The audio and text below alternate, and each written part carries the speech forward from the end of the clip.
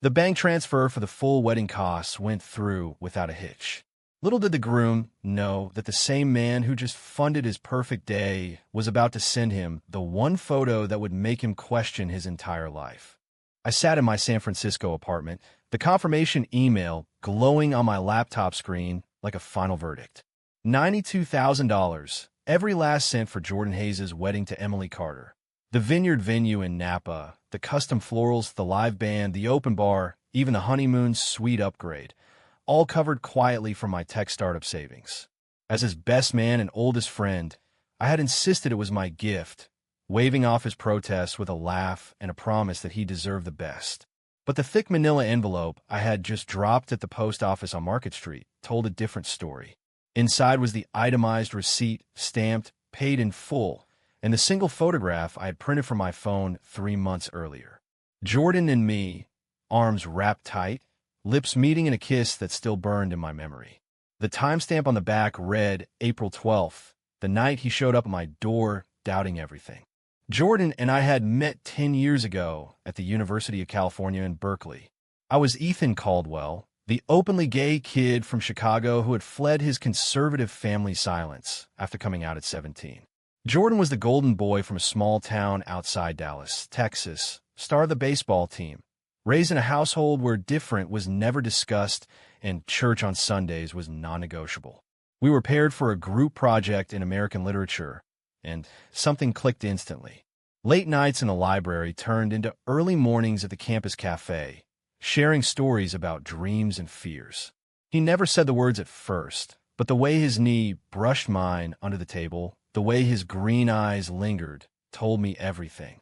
One rainy evening after a game, soaked and laughing, he kissed me in the doorway of my dorm. It was clumsy, terrified, and the most honest moment of my life. For the next 2 years, we lived a secret life. Weekends in San Francisco, stolen nights in cheap motels, whispered promises that this was real even if the world could never know. Jordan's fear was a living thing. His father's stern voice on the phone, the locker room jokes, the future he thought he owed his family. I understood. I love him enough to wait. When graduation came, he took a finance job in Los Angeles, and I stayed in the Bay Area building my app company. The distance did what we both knew it would. He started dating women, posted pictures with smiles that never reach his eyes, and slowly our texts grew shorter. I told myself it was for the best. Then last year the call came. I'm engaged, Ethan. Her name's Emily. You'll love her. Be my best man. His voice cracked on the last word. I flew down, met Emily, kind, beautiful, ambitious in marketing, and smiled through the entire dinner while my chest felt like it was caving in. When the wedding budget discussion started and his parents could only cover half, I stepped in without hesitation. Let me handle the rest, Jordan. Consider it my way of saying I'm happy for you. He hugged me tight that day, and for a second I saw the old Jordan, the one who used to trace circles on my back while we fell asleep. The planning months were a slow kind of torture.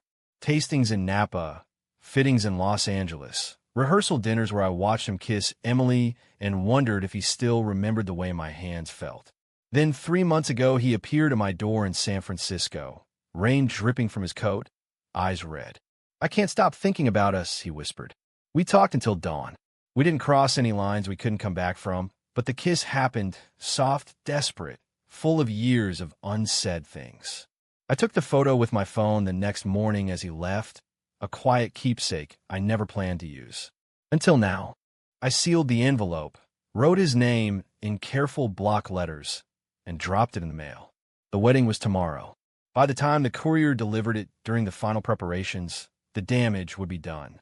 I closed my laptop and stared out at the Golden Gate Bridge, the fog rolling in like a question I had been avoiding for years. Was this love or revenge? I still didn't know. The next morning, the vineyard in Napa was alive with excitement. White chairs lined the grassy aisle, string lights twinkled in the oak trees, and the scent of roses and lavender hung heavy in the warm October air. I arrived early in my charcoal suit, helping direct vendors while my stomach twisted into knots. Jordan looked perfect in his tuxedo, laughing with Emily's bridesmaids. But when our eyes met across the lawn, I saw the flicker of something old and unresolved. He pulled me aside behind the tasting barn. "Thanks again for everything, Ethan. I don't know what I'd do without you." His hand lingered on my shoulder a second too long. I smiled and said nothing about the envelope that was probably already in his hands. The ceremony was beautiful in the way only California can make it. Golden light filtering through the vines, Emily radiant in ivory lace, Jordan's voice steady as he said his vows. I stood beside him as best man, holding the ring, feeling every word like a knife. When the officiant pronounced them husband and wife and the guests cheered, I clapped along with everyone else. But inside, I was counting the minutes until the reception. At the outdoor pavilion, the band started playing soft jazz. Jordan and Emily shared their first dance under fairy lights while I nursed a whiskey at the bar. His mother, a petite woman with sharp eyes and a Texas drawl, cornered me. "You've been such a good friend to him, Ethan. We're so grateful." I nodded, wondering what she would say if she knew the truth. Jordan's father stood nearby, proud and oblivious, clapping his son on the back. The contrast between their world and the one Jordan and I had shared in college felt like two different universes colliding. Halfway through the evening, my phone buzzed. A text from Jordan. "We need to talk." Now, I found him in the private tasting room. The envelope open on the table, the receipt and the photo laid out like evidence in a trial. His face was ashen. "What the hell is this, Ethan?" His voice was low, shaking. "You paid for everything, and then you send me this? On my wedding day?" I met his eyes, the same green eyes that had once looked at me with wonder. "You needed to see it. You needed to remember who you really are before you spent the rest of your life pretending." He stared at the photo, fingers tracing the edge. This was a mistake. We both agreed. But his voice cracked, and I knew he was lying to both of us. The night stretched on in fragments. Emily searching for him, guests laughing outside, the band playing our old favorite song. Jordan paced the small room, running hands through his hair. "My parents are out there. Emily is out there. What do you want from me?" I wanted honesty. I wanted the version of him who didn't flinch when I said I loved him.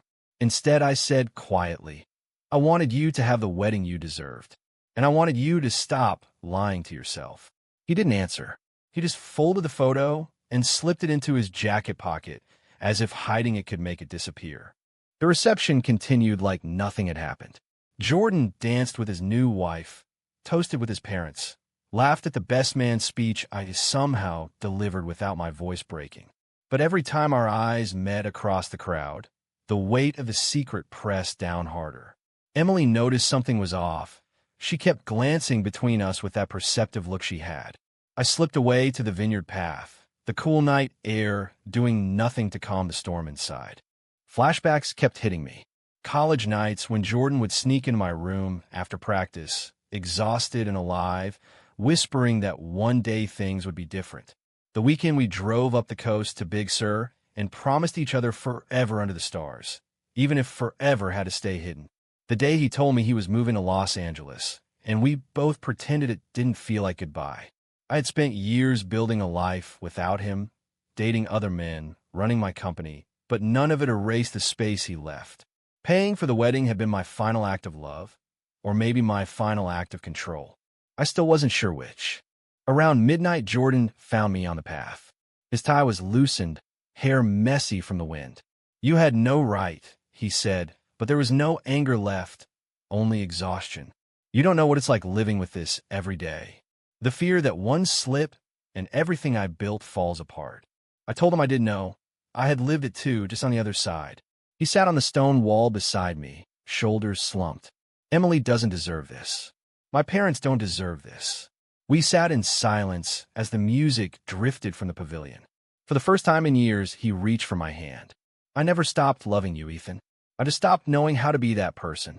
The confession hung between us like the fog rolling in from the bay.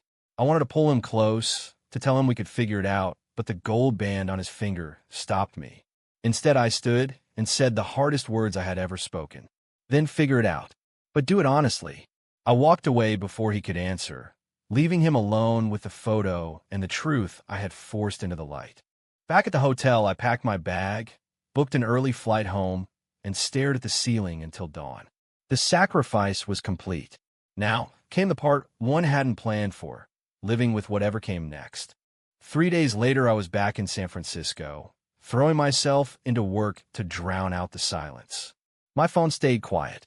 No calls from Jordan, no angry texts, nothing. I told myself it was better this way, that I had given him the push he needed, even if it cost me everything. Then, on the fourth day, the doorbell rang. Jordan stood on my doorstep in jeans and a hoodie, eyes hollow, suitcase at his feet. I left the honeymoon early. Emily knows something's wrong. I told her I needed time to think. We sat at my kitchen table with coffee neither of us drank. He pulled the photo from his wallet, creased now from being carried everywhere. I showed it to her. Not the whole story, but enough. She's hurt, but she said she suspected something for a while. His voice broke. My parents called last night. They want answers. I don't know where to start. I listened as he poured out years of fear. The pressure to be the perfect son, the guilt of lying to Emily, the terror of what coming out would mean for his career and family. I share my own scars too. The holidays I spent alone because my parents still couldn't accept me, the nights I wondered if loving him had been worth the pain. That week became a strange limbo. Jordan stayed in my guest room. We talked for hours, walked the foggy streets of the city, revisited the places we used to go. Old wounds opened and new understanding grew. He admitted the kiss 3 months ago hadn't been a mistake. It had been a cry for help. I admitted paying for the wedding had been both generosity and manipulation. Slowly, the anger faded into something quieter, more honest. But the outside world kept pressing in. Emily flew up for a tense dinner where she looked at me with a mixture of sadness and respect. Jordan's sister called, confused and worried. His father left a voicemail demanding he fix this. Each conversation chipped away at the walls Jordan had built. I watched him grow stronger with every hard truth he faced, and in the mirror, I saw myself changing too, learning that love sometimes meant letting go instead of holding on. By the end of the second week, Jordan made his first public step. He posted a simple message on social media, a photo of the two of us from college graduation, no caption, just the image. Comments flooded in, some supportive, some confused, some cruel. His parents flew out unannounced, showing up at my apartment with suitcases and questions. The living room became a battlefield of tears and raised voices. His father paced, demanding explanations. His mother cried quietly. Jordan stood his ground for the first time. This is who I am. I tried to be what you wanted, and it almost destroyed me. I stayed in the background, offering coffee and space, but when his father turned on me, "You did this to him." Jordan stepped between us. "No, Dad. I did this to myself by hiding for so long." Ethan just finally made me look in the mirror. The words landed like a quiet thunderclap. His parents left that night without hugs, but they didn't slam the door either. Progress, small and fragile.